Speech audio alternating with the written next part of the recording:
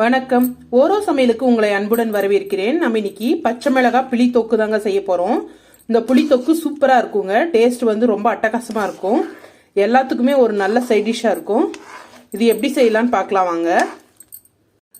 இன்னைக்கு பச்சை மிளகாய் வச்சு ஒரு ஊறுகாய் செய்ய போறோம். இல்லைன்னா ஒரு புளி தொக்குன்னு கூட சொல்லலாம். இது ஒரு 6 மாசம் வரையும் கெடாம இருக்கும். நான் மிளகாய்க்கு இந்த மாதிரி ஒரு கோடு போட்டிருக்கேன். கொஞ்சம் மிளகாய் ஒரு 10-15 மிளகாய் ரெண்டாக கட் பண்ணி வச்சுருக்கேன். இந்த மிளகாய் நம்ம இன்னைக்கு செஞ்சுட்டு நாளைக்கு அப்படி சாப்பிடும்போது நல்லா புளிப்பு காரமாக சூப்பராக இருக்கும். மிளகாய் எல்லாமே கழுவிட்டு இந்த மாதிரி நடுவில் ஒரு கோடு போட்டு ரெடி பண்ணி வச்சுருக்கேன். கொஞ்சமாக ஒரு 4-5 பூண்டு எடுத்து நல்லா உரிச்சு வச்சுருக்கேன். நாட்டி பூண்டு, கருவேப்பிலை உருகி வச்சுருக்கேன். இது எதுவுமே நம்ம குழம்புலேருந்தோ அந்த ஊறுகாலேருந்தோ எடுத்து போடக்கூடாது. சாதத்தை கூட பிசைஞ்சு சாப்பிடும் போது ரொம்ப சூப்பராக இருக்கும். இப்போ எப்படி செய்யலான்னு பார்க்கலாம் வாங்க. இப்போ கடுகு சேர்த்துக்கலாம். எண்ணெய் கொஞ்சம் தாராளமாக சேர்த்துக்கினா தான் மேலே மிதக்கிற அளவுக்கு கெடாமல் இருக்கும். அதனால நான் கொஞ்சம் நீங்கள் நல்லெண்ணெய் கூட சேர்த்துக்கலாம். நல்லெண்ணெய் டேஸ்ட் பிடிக்காதவங்க ரீஃபண்ட் ஆயில் சேர்த்துக்கலாம். கடுகு வெடித்ததும் பெருங்காயம் சேர்த்துக்கிறேன். இப்போ பூண்டு கருவேப்பிலை சேர்த்துக்கிறேன். பூண்டு கருவேப்பிலை சேர்த்துனது ஒரு 2 நிமிஷத்துக்கு பச்சை மிளகாய் சேர்த்துக்கலாம். பச்சை மிளகாய் நல்லா வதங்கணும். புளி கரைசல் சேர்த்துக்கலாம்.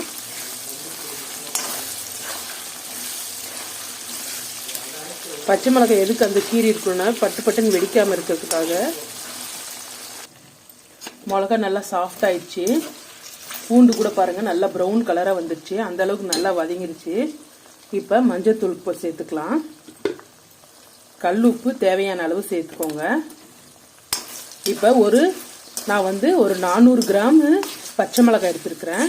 400 கிராம் பச்சை மிளகாவுக்கு நான் ஒரு 200 கிராம் புளியை நல்லா கரைச்சி எடுத்துருக்கிறேன் தண்ணியாக. இப்போ இது சேர்த்துடலாம்.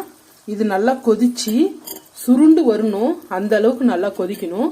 அப்போதான் நம்மளுக்கு மிளகாக்குள்ளவும் அந்த புளியெல்லாம் நல்லா சேர்ந்துருக்கும். நல்லா இப்போ ஒரு திரண்டு வரணும். அந்த அளவுக்கு நல்லா கொதிக்கணும். சின்ன பீஸ் வெல்லம் சேர்த்துக்கிறேன். இது சேர்த்தா டேஸ்ட் நம்மளுக்கு தூக்கி கொடுக்கும்.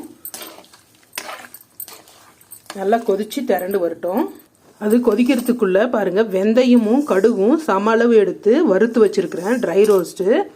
எண்ணெய் எதுவும் சேர்க்காம இதை நல்லா பவுடர் பண்ணிக்கலாம். இது கடைசியாக தான் சேர்க்க போறோம். பாருங்க எண்ணெய் எல்லாம் மேலே வந்துருச்சு.